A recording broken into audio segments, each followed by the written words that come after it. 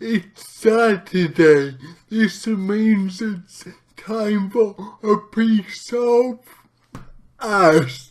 Yes, Ask the Spack Saturday. This Saturday, the questions are from Anna Shepherd, Sarah Murphy, and Margaret Milne. These are again personal Facebook friends who are begged at knife point to ask me questions. Now, obviously, these questions will be a bit personalised, so you're sitting out there as a random YouTuber wanting a more generic question answered. For God's sake, ask it! From others we have named some cool things that non-spack friends can do, whether it's about helping with spacking or just your personal preferences. One of the coolest non-spack privileges, totally a term, is being able to hold and consume a drink while not at a table.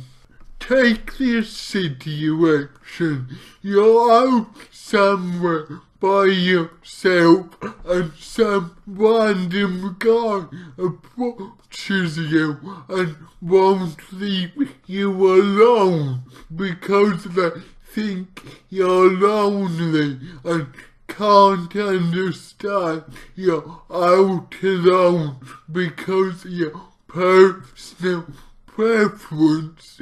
An able-bodied dude will be able to consume alcohol wherever they are in that situation, but being a spack, you can only do this if you're at a table, and this can be very fucking hard. Another privilege non-spacks get is being able to go pee-pee without asking the bar staff for the key. I know I mentioned this so many times, but what should disabled chronic alcoholics such as myself have to suffer because there are some able-bodied perverts with a weird fetish for looking inside disabled toilets? Don't make the perverts suffer. Don't make me have to add an extra 5 minutes to my journey to the toilet. Another cool privilege is being able to get in free to gigs. Yes, if you're a non-spack but mates with a spack, you can pretend to be his carer and blag a free ticket to just about any gig, but spacks still have to pay for their tickets. Yeah, it's almost worth pretending to be best mates with a spack. And while I'm at it, unhooking bras is another non-spack privilege. This is something as a spack I don't A, get to do, and B, I can't do it either. So the ultimate non-spack privilege. Though seriously, as a guy, I suppose this is where I have a slight privilege.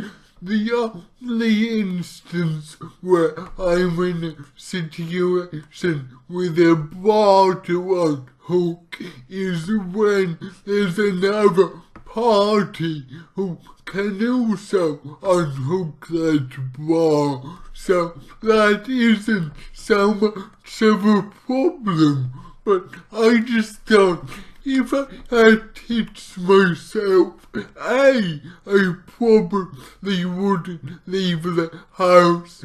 B, how would I cope? Weirdly for me, I never looked into this, but I often wonder. I mean, for example, I can pretty much get dressed myself, but fiddly things like unhooking bras I can't do.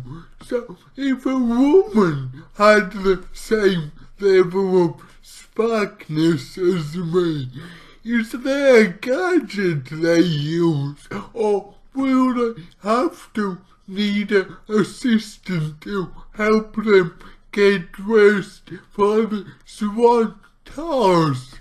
I mean, I genuinely don't know. So if there are any spack women watching this, I'm seriously interested. How do you cope with bras? Sarah asks, will you do a hit-and-run job for me on the nasty man down the street? And is it possible to pimp the scooter with one of those nitrous boost things? Ooh, 2 questions. That's a bit cheeky. Well, the hit bit, of course. I'm always happy to kill people, but we might run into trouble with the one bit because or maybe this is where the nitrous booster will come in handy. So the instant I kill the man, get hit a speed of 80 miles per hour and get the fuck out of there. But we will need to plan this carefully. I'd need to hit top speed the second after I kill the man, just to ensure no one catches me, and we need to think how I will do this because I only use one hand. So if that hand stabs the man with a knife, it'll take me at least 10 seconds to drop the knife, put my hand on the handlebars and pull the accelerator. And as you should know, that 10 seconds is vital just after you kill someone. So yes, ethically, I'm totally down with doing a hit and run for you, but practically this will need some consideration. Message me. And as for the second question, of course it is possible to get a nitrous boost on a mobility scooter. I wouldn't be up for doing this hit and run in the first place if it wasn't the case. Duh! I will leave a link in the description of a mobility scooter hitting 70 miles per hour. Yes, it's a real thing. And similarly, Margot asks, is it acceptable to retrofit my wheelchair with Baltic-style plates coming out of the wheel hub? Well, the question is, what do you want the blades for? If you want these blades to go around murdering people willy-nilly, I say, no, this isn't acceptable, although it will be very fun. But if you want these blades to hurt people that walk into you and have no spatial awareness, I say not only is this acceptable, but it's fucking necessary. As an atheist, I believe natural selection is and was vital for species to evolve. But the trouble is, today there are so many things that prohibit natural selection. Like, for example, we now look out for people who are too stupid to notice where they're going because they're too immersed on their phone. But no, the human species can only evolve if we somehow weed these people out. So I believe if you define as a humanist and believe in evolution, it is your duty to put spikes on your scooter or wheelchair. And if you didn't do this, you must believe in creationism. And that is Ask-A-S by Saturday for the Saturday. Remember, if you have a question, post it below and it will be answered. Toodle Spack.